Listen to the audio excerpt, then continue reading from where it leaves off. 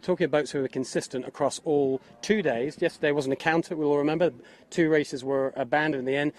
Alex Vallings, who's joined us today, just briefly. Alex, sorry to drag you away from the de-rigging. You're probably pleased I keep doing this to you, aren't you? Let your lads do the hard work.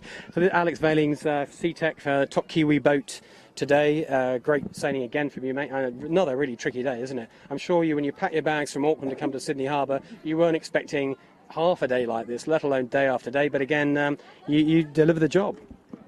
Yeah, well, I was certainly happy with the way it turned out. It was a shame to let rag through just at the last little bit up to the finish. But yeah, pretty happy with the way we came back through the fleet. We didn't have a very good start. We were kind of at the wrong end of the line and ended up in a little bit of a hole after we tacked. So all the boats come through on top of us. So yeah, happy with the way it ended up. It seemed to be the second beat. I mean, we kind of were writing down the mark positions. At the end of that long reach/run, you were still pretty deep. But that beat, you just busted through the fleet in a big way. Was it positioning or boat speed, or what actually played out there?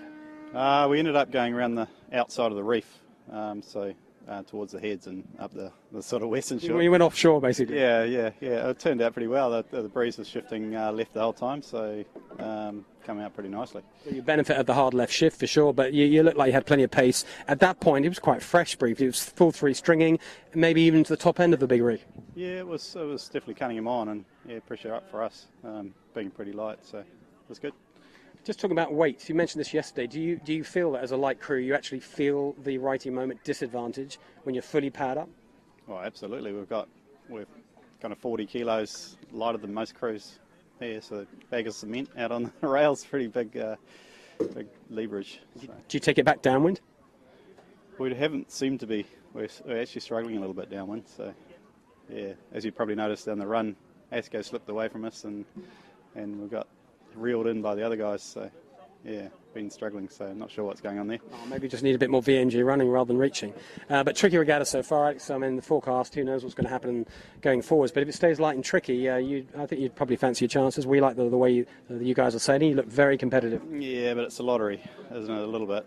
It's, at the end of the day, it's pretty easy to stuff it up.